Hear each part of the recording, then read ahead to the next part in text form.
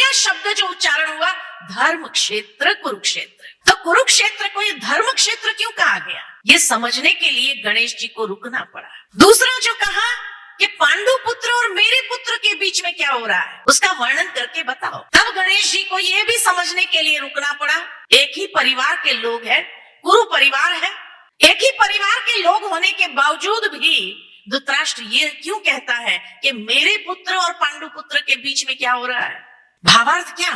तो प्रथम श्लोक में ही जब उसको रुकना पड़ा और कहा जाता है कि आगे जो भी उच्चारण हुआ श्लोक, वो इतने गहराई वाले थे कि उसको समझने के लिए गणेश जी को भी कई बार रुकना पड़ा कि आखिर भी ये मानसिकता कैसी है।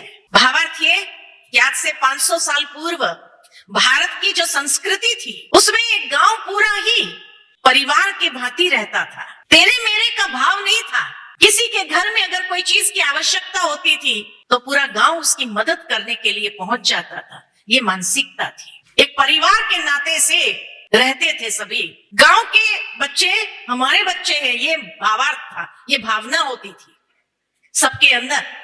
ये इसके बच्चे, ये मेरे बच्चे, ये तेरे मेरे का भाव नहीं था उस समय में।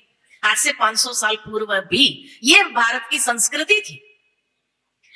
लेकिन यहाँ तो एक ही परिवार के लोग हैं, कुरु परिवार, और उसमें भी धृतराष्ट्र कहते हैं मेरे बच्चे और पांडु के बच्चे क्या कर रहे हैं। तो एक ही परिवार में तेरा मेरा का भाव कहां से आया, उसको गणेश जी डाइजेस्ट नहीं कर पाए।